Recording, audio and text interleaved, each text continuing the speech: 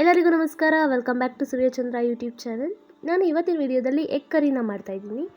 ಈ ಎಗ್ ಕರಿನ ಹೇಗೆ ಮಾಡೋದು, ಏನೆಲ್ಲ ಬೇಕು ನೋಡ್ಕೊಳ್ಳೋಣ ಬನ್ನಿ. ಅದಕ್ಕೂ ಮುಂಚೆ ನಮ್ಮ ಚಾನಲ್ನ ಯಾರೆಲ್ಲ ಸಬ್ಸ್ಕ್ರೈಬ್ ಆಗಿಲ್ಲ ಪ್ಲೀಸ್ ಸಬ್ಸ್ಕ್ರೈಬ್ ಆಗಿ.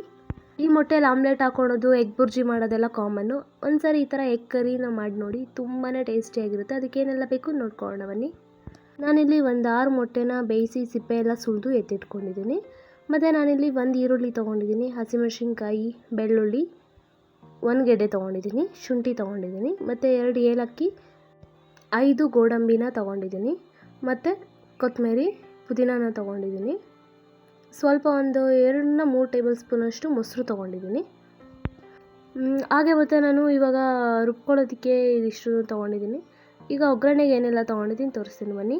ನಾನಿಲ್ಲಿ 2 ಈರುಳ್ಳಿನ ಉದ್ದುದ್ದಕ್ಕೆ ಹೆಚ್ಚಿಟ್ಕೊಂಡಿದ್ದೀನಿ, ಮತ್ತು ಟೊಮೆಟೊ ತೊಗೊಂಡಿದ್ದೀನಿ, ಸ್ವಲ್ಪ ಕೊತ್ತಂಬರಿ, ಕಸ್ತೂರಿ ಮೆಂತ್ಯ ತೊಗೊಂಡಿದ್ದೀನಿ, ಮತ್ತು ನಾನಿಲ್ಲಿ ಧನಿಯಾ ಪುಡಿ ತೊಗೊಂಡಿದ್ದೀನಿ, ಅರಿಶಿನ ಪುಡಿ, ಮತ್ತು ಜೀರಿಗೆ ಪೆಪ್ಪರ್ನ ನಾನು ಈ ಥರ ಪೌಡರ್ನ ಮಾಡಿ ಎತ್ತಿಟ್ಕೊಂಡಿದ್ದೀನಿ. ಈಗ ರುಬ್ಬೋದಕ್ಕೆ ನಾನೆಲ್ಲನೂ ರೆಡಿ ಮಾಡ್ಕೋತಾ ಇದ್ದೀನಿ. ನಾನು ರುಬ್ಬೋದಕ್ಕೆ ಏನೆಲ್ಲ ಎತ್ತಿಟ್ಕೊಂಡಿದ್ದೆ ಅದಷ್ಟನ್ನು ಇವಾಗ ನಾನು ಹಾಕೋತಾ ಇದ್ದೀನಿ.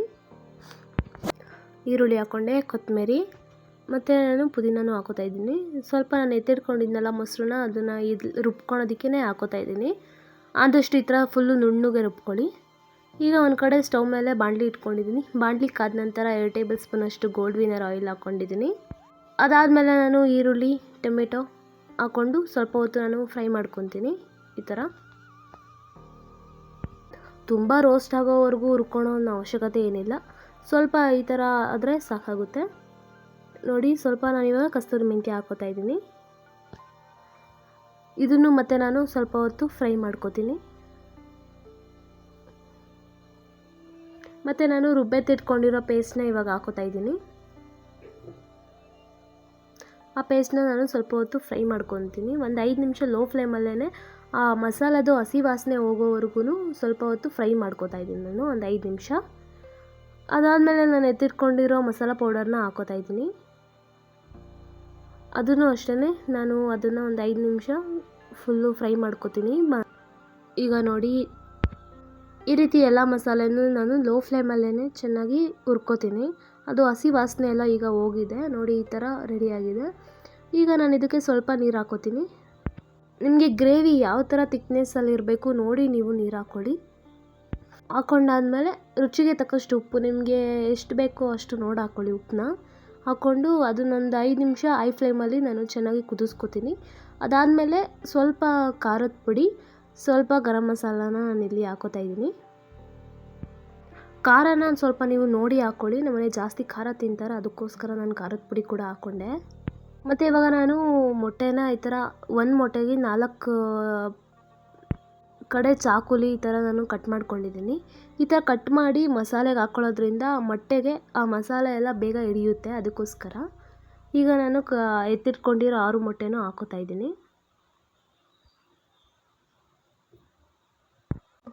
ಅದಾದಮೇಲೆ ಸ್ವಲ್ಪ ಕೊತ್ತಂಬರಿನ ಹಾಕ್ಕೊಂಡು ಅದನ್ನೆಲ್ಲ ಕ್ಲೀನಾಗಿ ನಾನು ಮಿಕ್ಸ್ ಮಾಡಿ ಒಂದು 5 ನಿಮಿಷ ಲೋ ಫ್ಲೇಮಲ್ಲಿ ಅದನ್ನು ಕುದಿಸ್ಕೊಂಡ್ರೆ ರೆಡಿ ಆಗುತ್ತೆ.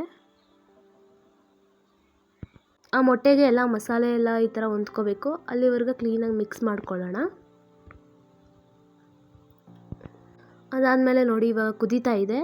ಒಂದು 5 ನಿಮಿಷ ಕುದ್ರೆ ರೆಡಿ ಆಗುತ್ತೆ egg curry, masala egg curry. ಇದನ್ನು ಮಾಡೋದು ತುಂಬಾ ಈಸಿ, ಟೇಸ್ಟಿಯಾಗಿರುತ್ತೆ. ಯಾರು ಬೇಕಾದರೂ ಇದನ್ನು ಮಾಡ್ಬೋದು. ಮಾಮೂಲಿ ಯಾವಾಗಲೂ ಆಮ್ಲೆಟು, ಎಗ್ ಬುರ್ಜಿ ಮಾಡ್ಕೊಳೋ ಬದಲು ಈ ಥರ ಒಂದ್ಸರಿ ಎಗ್ ಮಸಾಲಾನ ಮಾಡಿ ನೋಡಿ, ತುಂಬಾ ಟೇಸ್ಟಿಯಾಗಿರುತ್ತೆ. ವೈಟ್ ರೈಸ್ ಜೊತೆನೂ ತಿನ್ಬೋದು, ಮುದ್ದೆಗೂ ಗ್ರೇವಿ ಇದ್ದರೆ ಚೆನ್ನಾಗಿರುತ್ತೆ. ರೊಟ್ಟಿ, ಚಪಾತಿ ಎಲ್ಲದಕ್ಕೂ ತುಂಬಾ ಟೇಸ್ಟಿಯಾಗಿರುತ್ತೆ ಈ ಎಗ್ ಕರಿ. ಒಂದ್ಸಲಿ ನೀವು ಮನೇಲಿ ಟ್ರೈ ಮಾಡಿ ನೋಡಿ ಹೇಗಿರುತ್ತೆ ಅಂತ. ಇದನ್ನು ಯಾರು ಬೇಕಾದರೂ ಟ್ರೈ ಮಾಡ್ಬೋದು, ಮಾಡೋದಕ್ಕೂ ತುಂಬಾ ಈಸಿಯಾಗಿರುತ್ತೆ. ಮನೇಲಿರೋ ಇಂಗ್ರೀಡಿಯೆಂಟ್ಸಲ್ಲೇ ನಾವು ಮಾಡ್ಕೋಬೋದು. ಇದಕ್ಕೆ ಅದೇ ಬೇಕು ಇದೇ ಬೇಕು ಅನ್ನೋ ಥರ ಏನಿಲ್ಲ. ಮನೇಲಿ ನಮ್ಮ ಹತ್ರ ಏನೇನು ಐಟಮ್ ಇರುತ್ತೆ ಅದರಲ್ಲೇ ನಾವು ಈ ಎಗ್ ಕರಿನ ಮಾಡ್ಕೋಬೋದು. ಟೇಸ್ಟ್ ಮಾತ್ರ ತುಂಬಾ ಚೆನ್ನಾಗಿದೆ. ಒಂದ್ಸರಿ ನೀವು ಮನೇಲಿ ಟ್ರೈ ಮಾಡಿ ನೋಡಿ, ಹೇಗಿತ್ತು ಅಂತ ಕಮೆಂಟ್ ಮಾಡಿ ಹೇಳಿ. ಹಾಗೆ ಇದೇ ರೀತಿ ಹೆಚ್ಚಿನ ವೀಡಿಯೋಗಾಗಿ ನಮ್ಮ ಚಾನಲ್ನ ಸಬ್ಸ್ಕ್ರೈಬ್ ಆಗಿ. ಹಾಗೆ ಈ ವಿಡಿಯೋ ನಿಮಗೆಲ್ಲ ಇಷ್ಟ ಆಗಿದ್ದರೆ ಪ್ಲೀಸ್ ಲೈಕ್ ಮಾಡಿ, ಶೇರ್ ಮಾಡಿ, ಕಮೆಂಟ್ ಮಾಡಿ. ಹಾಗೆ ನಮ್ಮ ಚಾನಲ್ನ ಸಬ್ಸ್ಕ್ರೈಬ್ ಆಗಿ. ಧನ್ಯವಾದಗಳು.